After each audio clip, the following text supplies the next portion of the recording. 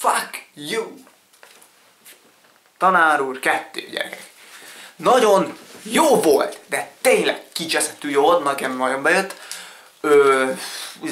Haverjaim mondták, akikkel megnéztem, Sodő és Tomi, hogy jó az 1, ezt hétvégén megnéztem, és nagyon tetszett, és amikor mondták, hogy elmentünk a 2-re, akkor alig vártam, hogy elmenjünk, és azt hittem olyan lesz, mint a legutóbbi vígjátékok, hogy már a trailerben előnek minden egyes poént. Hát de nem lőttek el, gyerekek, kurva jó volt az egész.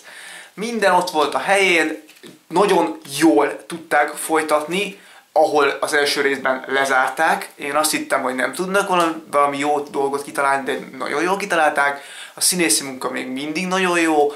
Mondom, elsőrangú német filmről van szó, szóval tényleg nem hallunk annyi jó német filmet, de ez egyszerűen tökéletes.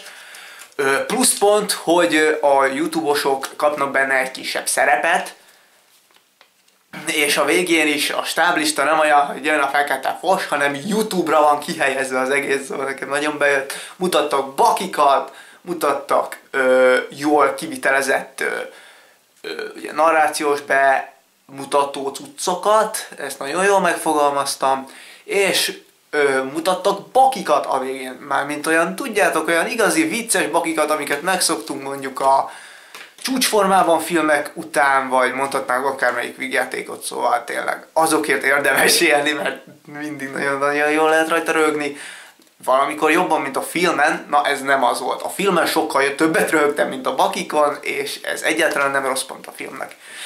Szóval gyerekek, nekem kurvára bejött a film. A karakterek nagyon jól ki vannak dolgozva, minden egyes szereplőről kapunk egy mélyrehatoló történetet, ami valakinél valakinél mélyebbre hatoló, valakin csak felszínes, szóval attól függ, hogy mennyire mélyítették el magát a karaktert az első filmben. Ugye a két főgyerekről, Chantalról és Dangerről kapunk tényleg mélyebbre hatoló leírást, jönnek új gyerekek, akik nem tudom, szóval szerintem az egyik gyerek csak a poén kedvéért jött, de tényleg mindegy, a film nagyon a helyén van, gyerekek, és komolyan mondom, hogy a 2015-ös évnek szerintem az eddigi legjobb vígjátéka. Én Eden voltam, szevasztok!